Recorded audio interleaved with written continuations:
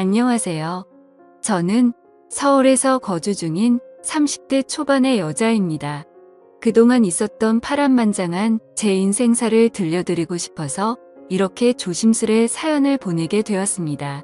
저는 지금 형부와 같이 살고 있는데 긴 글이 될 수도 있겠지만 그저 한 여자의 속풀이라고 생각하고 가볍게 들어주셨으면 좋겠습니다.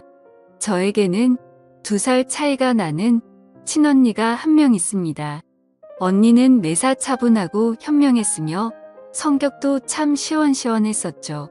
똑 부러지는 성격에 공부도 상당히 잘했고 얼굴도 예쁜 외모라 남자들 사이에서도 인기가 상당히 많았습니다. 더군다나 성격도 착해서 어릴 적부터 저를 살뜰히 챙겨준 언니가 제 우상이자 꿈이었던 것 같아요. 나이는 겨우 2살 차이밖에 안 되지만 어릴 적부터 언니는 제게 상당히 커다란 존재였던 것 같아 말을 잘 따르곤 했습니다.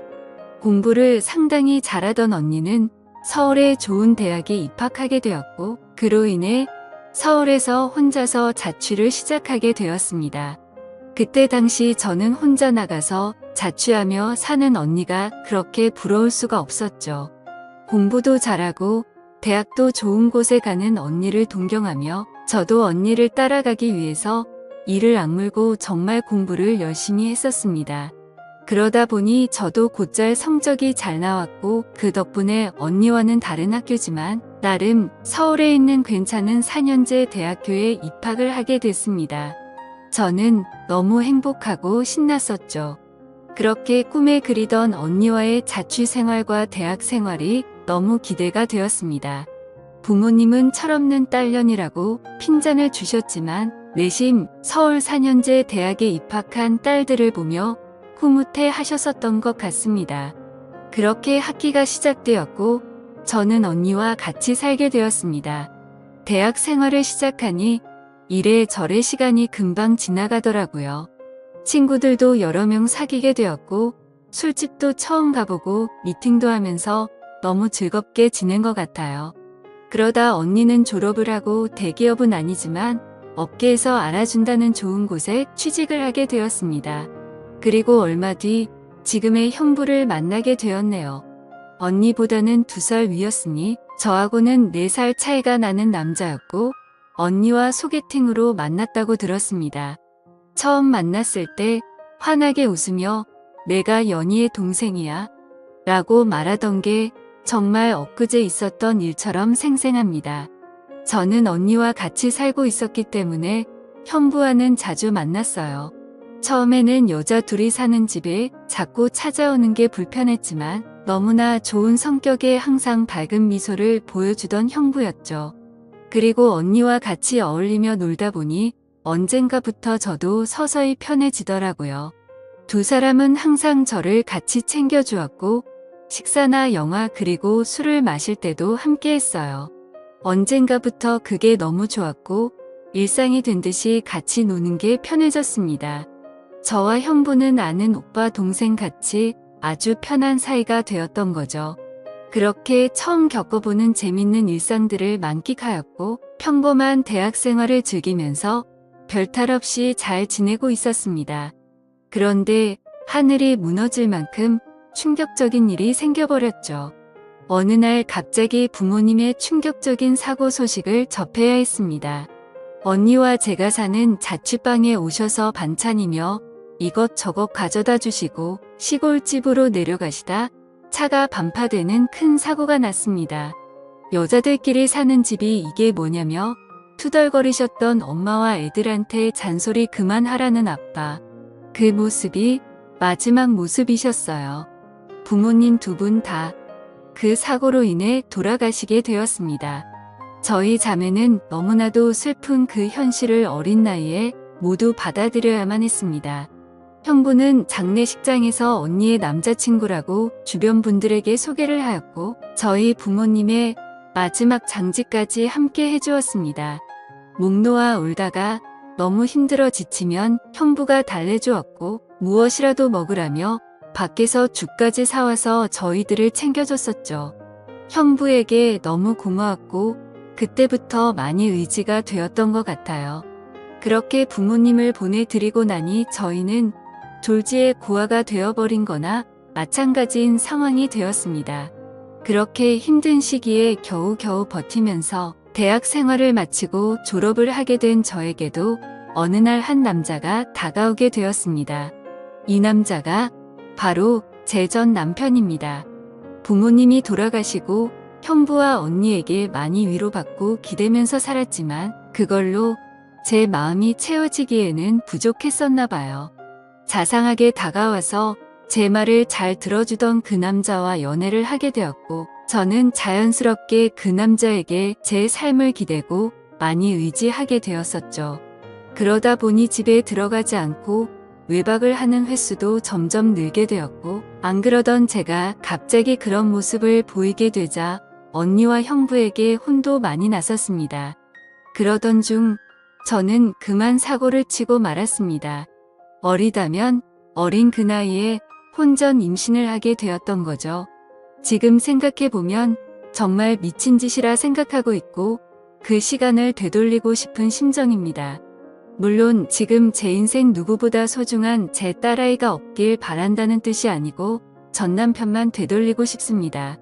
하지만 그때 당시에는 그 남자를 많이 의지했고 사랑했었기에 미래가 행복할 거라 꿈꾸고 아이를 낳자고 마음먹었습니다.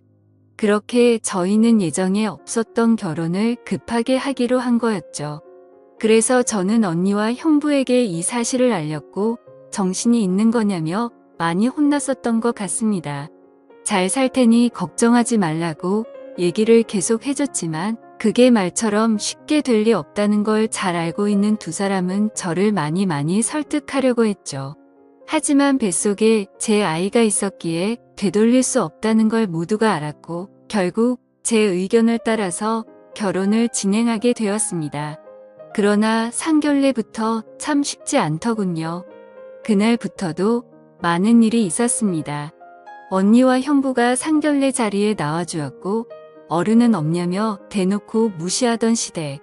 그리고 그런 경험을 처음 하면서 괜찮은 척하며 땀을 뻘뻘 흘리면서 시댁의 비위를 맞춰 주던 형부. 매사에 정확하고 똑부러지던 제 언니도 저를 위해 성격 죽이고 이리저리 무사히 상견례를 끝마쳤네요. 남자친구와 저는 어린 나이에 목돈이 없었기에 시댁에서 마련해 주신 15평 남짓 되는 빌라에서 아이를 출산하였고 신혼생활을 시작하게 되었습니다. 그런데 제가 꿈꾸던 결혼 생활과는 정반대였습니다. 연애하던 시절에는 항상 저를 착하게 대해주던 남편은 결혼을 하고 난 뒤 마치 다른 사람처럼 180도로 바뀌었습니다. 잦은 음주와 외박 그리고 저에게 욕설까지도 서슴지 않았습니다. 처음에는 단순히 벌어지는 실수라 생각되어 넘어갔지만 그게 점점 도를 넘어서더니 어느 순간부터는 제게 몹쓸 짓까지 하더군요. 부모가 없어 네가 개념이 없다며 욕을 하고 언니와 형부까지 싸잡아서 욕을 했습니다. 어리다면 어린 나이에 그 얘기를 듣고 있자니 서름에 복받쳐서 아이를 안고 많이 울었던 것 같아요. 하지만 저는 언니와 형부에게 제 상황을 이야기하지 못했습니다. 잘 살겠다고 큰 소리 뻥뻥 치고 강행했던 이 결혼. 지금 제가 이런 대접을 받고 힘들게 산다는 사실을 안다면 언니와 형부가 너무 슬퍼할 걸 잘 알았거든요. 그렇게 저는 힘든 하루하루를 살아가던 중 언니와 형부는 결혼을 하게 됐습니다. 저는 그 당시 많이 힘들고 지친 마음이었지만 누구보다 그 둘의 결혼을 축복했기에 밝게 웃으며 축하해 주었습니다. 그리고 저의 불행한 일상이 2년쯤 지났을 때였습니다. 남편의 폭언과 만행은 점점 더 심해졌고 어느 날부터는 술집 다니는 여자와 외도를 하는 사실까지 알게 되었습니다. 많이 믿고 결혼한 사람이었기에 그런 현실들이 너무 많이 힘들었어요. 그래서 저는 이제는 이 사람과 어떻게든 정리를 해야겠다고 생각하고 있었을 때였습니다. 하지만 현실적으로 이혼하고 나가면 어떻게 살까라는 생각이 들었고 아직 이렇게 조그마한 딸아이와 내가 잘 살 수 있을까 걱정이 들었습니다. 부모님께서 살아계셨으면 내가 돌아갈 곳이 있을 텐데 하는 슬픔에 잠겼죠. 그러다 힘들어 지쳐 딸아이를 데리고 언니를 보러 집으로 찾아갔습니다. 저는 아무런 일 없다는 듯 언니와 식사를 했고 평소대로 일상적인 대화를 나누었습니다. 언니와 식사를 하고 있는 중에 형부가 퇴근하여 집으로 들어왔고 저를 보며 반갑게 맞아줬습니다. 언니네 오게 되면 딸아이 선물도 챙겨서 들어오게 미리 얘기 좀 하라고 하는 형부. 이렇게 정감 있는 인사를 해주며 제 머리를 쓰다듬어 주더라고요. 그런데 얼마 전 남편에게 밀쳐져서 넘어지다 찢어졌던 부분을 건드렸고 저도 모르게 비명소리를 내게 되었습니다. 형부는 깜짝 놀라서 뭐냐고 왜 그러냐고 계속 물어봤죠. 저는 사실대로 말할 수 없어 눈을 못 마주치고 있는데 걱정을 해주는 모습을 보고 있으니 저도 모르게 서름에 복받쳐 갑자기 눈물이 흘렀습니다. 뭔가 이상하다는 느낌을 감지한 건지 형부는 제 몸을 계속 살폈고 눈에 띌 만큼 표정이 급격히 경직되면서 변해갔습니다. 형부는 남편놈이 이런 거냐고 솔직히 말해보라며 저를 다 그쳤고 저는 아니라고 계속 부인했지만 하염없이 나오는 눈물이 제 말이 거짓이라고 저를 대신해서 대답해 주었죠.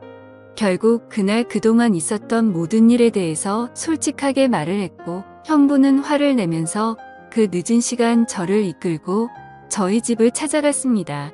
술을 좀 했는지 소파에 누워서 뒹굴고 있는 남편을 사정없이 멱살을 잡고 흔들기 시작했습니다. 네가 사람 새끼냐고 어떻게 여자한테 그럴 수 있냐며 계속 욕을 했죠. 남편은 그러다 넘어지면서 가구에 부딪혔고 악을 쓰며 소리를 질렀습니다. 형부는 그때부터 정신이 조금 들었는지 잠시 숨을 고르더라고요. 일단 이 상황이 정리가 되어야 할 것 같아 형부를 밖으로 데리고 나가려 하는데 갑자기 남편에게 무릎을 꿇으면서 이야기를 했습니다. 우리 처제 어디 가서 이런 대접 받을 아이 아니라고. 제발 잘 좀 대해주면 안 되겠냐고. 내가 실수해서 다쳤으니 속 풀릴 때까지 자신을 때리라고 하더군요. 제발 부탁을 한다면서 말이죠. 남편은 그런 형부와 울고 있는 저에게 지금까지 해왔던 것, 그 이상의 온갖 욕설을 뱉으며 경찰에 신고를 했습니다. 경찰이 와서 일단 상황은 종료되었지만 절대 합의는 하지 않겠다는 남편 때문에 형부는 결국 재판까지 받게 되었습니다. 자세한 내용은 형부가 절대 말해주지 않아 그 후 어떤 처벌이 이루어지게 됐는지는 지금도 잘 모르겠습니다. 그런 상황을 겪은 뒤로 저는 확실히 남편과 정리를 할 수 있었고 이도 저도 갈 곳이 없던 저와 딸아이에게 언니와 형부는 손을 내밀어 주었습니다. 그렇게 염치는 없었지만 어쩔 수 없는 상황이었던 저는 결국 언니와 형부와 같이 살게 되었고 차근차근 그동안의 일들을 정리를 했고 이혼 준비를 하게 됐습니다. 이혼 과정이 생각보다 참 복잡한 게 많더라고요. 저 때문에 속이 많이 상했던 형부는 저에게 걱정 말라며 많이 도와주었습니다. 너무 힘들었던 제게는 그때 형부와 언니에게 너무 고마웠어요. 그리고는 예전 처음 형부를 만났을 때처럼 저와 언니 그리고 형부, 거기에 제 딸아이까지 나름 행복한 생활로 돌아올 수 있었습니다. 딸아이는 아주 어려서 그간의 일들을 전혀 인지하지 못합니다. 마냥 이 상황이 당연한 일상인 듯 해맑게 커가고 있었습니다. 어쩌면 다행이었죠. 이때쯤 아이가 3살이 되어 어린이집에 보낼 수 있었고 저도 작지만 경제활동을 할 수 있게 되었습니다. 전공을 살려 작은 디자인 업체 취직을 하게 되었어요. 이 회사가 프리랜서처럼 집에서도 일을 할 수 있었기에 아이를 키우는 저에게는 딱 알맞은 직장이었거든요. 급여는 그리 많지 않았지만 빨리 목돈을 모아서 이 집에서 독립하기 위해 이 악물고 일했던 것 같습니다. 회사 몰래 아르바이트 짬짬이 해가면서 아이도 챙기고 일도 병행하는 그런 정신없이 바쁜 나날들을 보냈습니다. 그러다 어느 날 일어나지 말아야 할 충격적인 사건이 벌어졌습니다. 왜 저에게는 이런 시련들이 몇 번씩이나 이어졌는지 하늘이 원망스럽습니다. 어느 날 회사에서 디자인 회의를 하고 집으로 돌아왔는데 회사에 있어야 할 형부가 잔뜩 어지럽혀진 집안 식탁에 앉아 울고 있었어요. 식탁 위에는 마시던 소주들이 널브러져 있었고요. 너무 놀라서 이게 무슨 일이냐 물었지만 형부는 아무 말이 없더라고요. 그러다 식탁 위에 올려진 이혼 서류를 발견했고 그 서류에는 언니 이름이 적혀 있었습니다. 무슨 일이냐 물었습니다. 한참이 지난 뒤에 형부가 하는 말이 언니와 이혼하게 되었답니다. 언니는 집을 나갔다고 하더라고요. 갑자기 도대체 무슨 말인지 도저히 이해가 안 되었어요. 아무 문제 없이 행복하게 잘 지내고 있는 줄만 알았는데 갑자기 이혼이라니요. 계속 형부에게 물었지만 형부는 그냥 이혼할 거니 그렇게 알라고만 얘기했고 다른 이야기는 해주지 않았습니다. 일단 아이를 챙겨야 했기 때문에 대화는 그렇게 끝났고 바로 언니에게 전화했습니다. 언니는 아무 말도 하지 않았고 저는 무슨 일인지 일단 만나서 이야기하자고 언니를 다독였습니다. 언니와 만났고 이야기를 들었습니다. 언니는 정말 미안하고 몹쓸 짓인 걸 알지만 사랑하는 사람이 생겼다고 말하더군요. 이게 도대체 무슨 말인지 말도 안 나왔습니다. 제가 그렇게 좋아했던 똑순이 언니가 형부가 아닌 사랑하는 사람이 생겼답니다. 너무 화가 났어요. 뭐라고 욕도 나오기 전에 언니의 뺨부터 때렸습니다. 도대체 이게 무슨 짓거리냐고. 형부가 우리한테 얼마나 잘해줬는데 그게 무슨 말이냐고. 내가 잘못 들은 거 맞다고 말하라고 소리를 질러댔습니다. 그런 언니는 그저 미안하답니다. 저를 끝까지 챙겨주지 못하고 무책임하게 떠나게 되어서 미안하다고 하더라고요. 너무나 황당하고 어이가 없어서 말도 제대로 안 나오더군요. 그렇게 저희들을 위해 잘해준 우리 형부가 너무 불쌍해서 저는 정신을 차리고 언니에게 얘기했습니다. 앞으로 너는 내 언니도 아니고 두 번 다시 우리 앞에 나타나지 말라고. 내가 너 대신 형부를 끝까지 지켜줄 거니 꺼지라고 했습니다. 그리고 울면서 자리를 나왔습니다. 저도 그렇게 아프게 이혼했는데 그렇게 믿었던 언니가 제 전남편처럼 인간 같지도 않는 짓을 저지르다니 믿어지지가 않았습니다. 집으로 돌아온 저는 말없이 형부를 위로해 주었습니다. 사실 제가 할 수 있는 일이 크게 없었어요. 저도 딸아이와 함께 얹혀 살고 있는 입장이었기 때문에 그저 위로를 해줄 뿐 다른 방법이 없었거든요. 형부는 며칠 동안 출근도 하지 않고 술만 마시며 지냈습니다.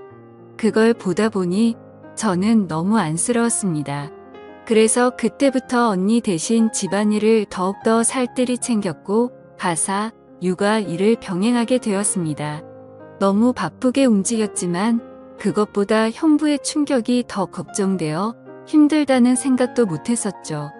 그러던 어느 날 형부가 저를 불렀습니다. 그리고 봉투 하나를 건네주었는데 1억 원이 수표로 들어있었어요. 그러며 하는 말이 같이 아파트 들어가려고 모아두었던 돈인데 이제 아무것도 필요 없으니 이 돈 가지고 나가서 자기 걱정 말고 행복하게 살라고 합니다. 여기에 계속 있기 불편하지 않겠냐고. 어차피 끝까지 저랑 제 아이 데리고 가려고 했었기에 그 몫을 나누어 주는 거라고 하더군요. 힘든 그 와중에도 제 걱정을 하고 있었다니 눈물이 나서 펑펑 울어버렸어요. 그리고 형부를 꼭 안아주며 내가 같이 지켜줄 거니까 너무 슬퍼하지 말라고 당분간 곁에 있게 해달라고. 형부가 정신 차리면 내가 알아서 나갈 테니 이 돈은 필요 없다고 말했습니다. 형부도 감정이 복받쳤는지 목 놓아 울었고 알겠다면서 고맙다고 말하더라고요. 그렇게 저와 저희 딸아이 형부까지 비록 임시지만 새로운 가족이 되었습니다. 형부는 바랄 게 뭐 있냐고 아무것도 필요 없다며 언니와 조용히 합의 이혼을 했습니다. 왜 이렇게 착한 사람을 상처받게 만드는지 언니가 너무 미웠고 형부에게 미안했습니다. 이렇게 짧은 시간 동안 부모님의 사고 그리고 혼전 임신과 이혼, 또 믿었던 언니의 충격적인 배신까지 무려 3가지나 되는 큰일을 연달아 겪었습니다. 형부는 이혼을 한 뒤로 정신을 차리고 일상으로 돌아왔습니다. 저도 마찬가지고요. 서로 많이 의지를 해가며 바쁜 나날들을 보내고 있습니다. 언니가 떠난 충격을 온전히 떨칠 수는 없었지만 그래도 그 슬픔이 어느 정도 가셨을 무렵 작은 월세방을 얻어서 나간다고 형부에게 말했죠. 어느 정도 일상이 제자리를 찾은 것 같아서 제가 살 길을 찾아가겠다고 말했더니 여기가 너희 집인데 어딜 가냐고 화를 내더라고요. 이제 우리 가족인데 어딜 나가냐고요. 끝까지 서로 의지하자며 저를 붙잡더라고요. 형부를 위해서도 이건 아니다 싶어 완강히 거절했지만 이런저런 실랑이 끝에 형부에게 너무 고마운 마음이 들었습니다. 결국 저는 형부의 손을 놓을 수 없었습니다. 저희는 서로 상처받은 사람들이 만든 이상한 가족 구성원이 되었지만 나름 행복하게 잘 살고 있습니다.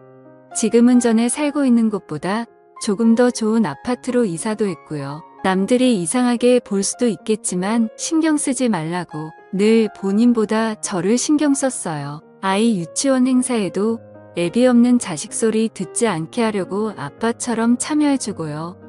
남들이 흔히 생각할 수 있는 이상한 관계는 절대 아닙니다.